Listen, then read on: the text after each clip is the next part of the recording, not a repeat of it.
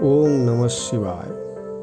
दोस्तों, हमने आपको लास्ट वीडियो में ब्रह्मा, विष्णु और शिव के बारे में बताया था। ये त्रिदेव है, निराकार और एक है। इनमें से शिव को धरती पर महान माना गया है। जो देवों का देव महादेव है, उनका त्रिशूल के 3 शूल में त्रिदेव की शक्ति है। इसलिए इस धरती पर वो लालन पालन करता और दंडदाता भी है। ब्रह्मा शब्द ब्रह्म से उत्पन्न हुआ, जो संस्कृत शब्द है। संस्कृत भाषा एक देवभाषा है, जिसमें धातु, शब्दकोश, व्याकरण, स्वरवर्ण, व्यंजनवर्ण, संधि, विच्छेद, उपसर्ग आदि अनेक चीज़ें लोक भाषा को जन्म दिया। इसलिए कहते हैं, संस्कृतम भाषा सर्वभाषाया जननी। संस्कृत भाषा सारे भाषाओं की माता है। ब्रह्मा ने ब्रह्मांड बनाया, इसलिए he is creator of universe. Vishnu is preserver of universe. और शिव, शी प्लस बी संधि विच्छेद करके देखें तो सी इज सी स्त्रीलिंग, जो एक शक्ति या ऊर्जा है, और वह का अर्थ है प्रवीणता। शिव मंत्र से एक शब्द प्राणियों को ऊर्जा दिया और दूसरा संतुलन या नियंत्रण बजाय रखा। जैसे हमने एक परिवार बनाया, परिवार में संतानों की अच्छी शिक्षा, सद्गुण, सत्मार्ग, आरोग्यता, आत्मनिर्भरशीलता, बड़ों की सम्मान, परोपकारिता आदि ज्ञान देकर उनको समाज में प्रतिष्ठित करने का प्रण लेते हैं। ऐसे ब्रह्मा ने प्राणियों को ज्ञान दान के लिए वेदों का रचना किया। वेद 4 प्रकार के हैं: ऋग्वेद, सामवेद, यजुर्वेद और अथर्ववेद। ऋग्वेद जो भक्ति ज्ञान, प्रार्थना, एकाग्रता, स्थिरता, मेडिटेशन, अग्नि, वायु, जल, आकाश तत्व आदि का ज्ञान प्राप्त होता है। सामवेद से realization, power of devotion, musical major आदि का ज्ञान प्राप्त होता है। कहते हैं श्याम और ऋग्वेद पति पत्नी जैसे हैं। यजुर्वेद मानव को अच्छे कर्म का मार्गदर्शन, परोपकारिता, बुराई का पहचान, मान सम्मान का ज्ञान देता है। चौथा है अथर्ववेद। इसकी कहानी थोड़ा अलग है। 3 वेदों से वो सब तो मिला, पर मानव को जीने के लिए खाना चाहिए, पीना चाहिए, स्वस्थ रहने के लिए वनौषधि चाहिए, अकाल या भूकाल में जीने के लिए गच्छित धन चाहिए, उत्पादन या कुछ नई चीज़ का आविष्कार का भी तो ज्ञान चाहिए।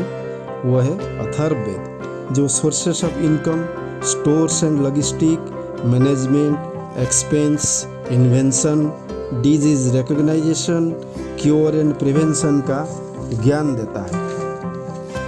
कहते हैं, जब ब्रह्मा ने अथर्ववेद का रचना की तब वो चोरी हो गई। शिव के उपासक ऋषि अथर्व ने अपने प्राप्त शिव शक्ति के बल पर उसे लाकर शिव को दिया। शिव ने उस वेद का नाम अथर्ववेद रखा और ब्रह्मा के पुत्रों को समर्पण कर दिया। इस वेद प्राप्त होने के बाद मानव समाज में गृह निर्माण, सामाजिक जीवन यापन, कर्ममय जीवन, आयुर्वेद आदि का आविष्कार होने लगा। वेद संस्कृत के विद शब्द से बना है, जिसका अर्थ है ज्ञान या जानना, ज्ञाता या जानने वाला।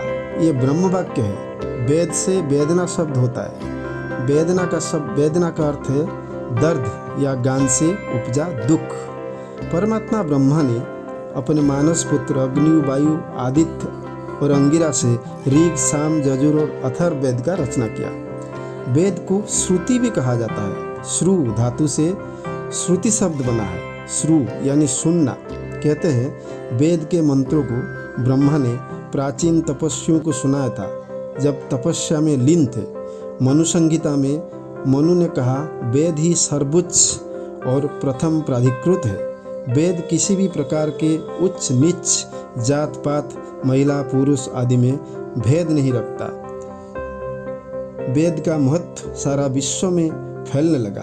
कहते हैं, पश्चात भारत के आज का वेस्टर्न कंट्रीज विद्वानों ने, जैसे मैक्समुलर, ग्रिफिथ, ब्लमफील्ड आदि वेदों को अंग्रेजी में अनुवाद किया और उनका प्रयास ये रहा कि किसी भी प्रकार वेदों को इतना भ्रामिक सिद्ध कर दे कि हिंदू समाज का वेदों से विश्वास उठ जाए और ईसाई धर्म प्रचार में कोई उनकी बाधा ना आए, और वो सफल भी होने लगे। जब हिंदुत्व का दो भाग हुआ तब कुछ प्रतिरोधकारियों ने अपना अलग अलग धर्म बनाने लगे और डोमिनेंट रिलीजन का आरंभ हुआ।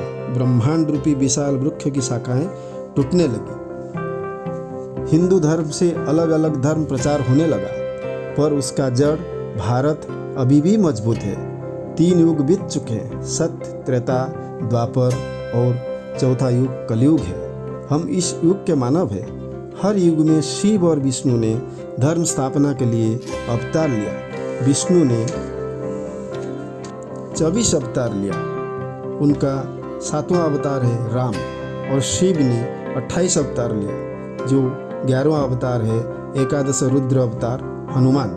धीरे धीरे मानव अहंकारी होने लगा, अपना सत्कर्म को छोड़कर अधर्मी होने लगा। तब शिव और विष्णु को चिंता होने लगी, क्योंकि सत्ययुग समाप्त होकर त्रेता युग प्रारंभ हो रहा था। आप जानते हैं, विष्णु और शिव एक दूसरे में समा हुए हैं, जो हरिहर रूप में जाने जाते हैं। सागर मंथन के समय विष्णु ने मोहिनी का रूप धारण किया था।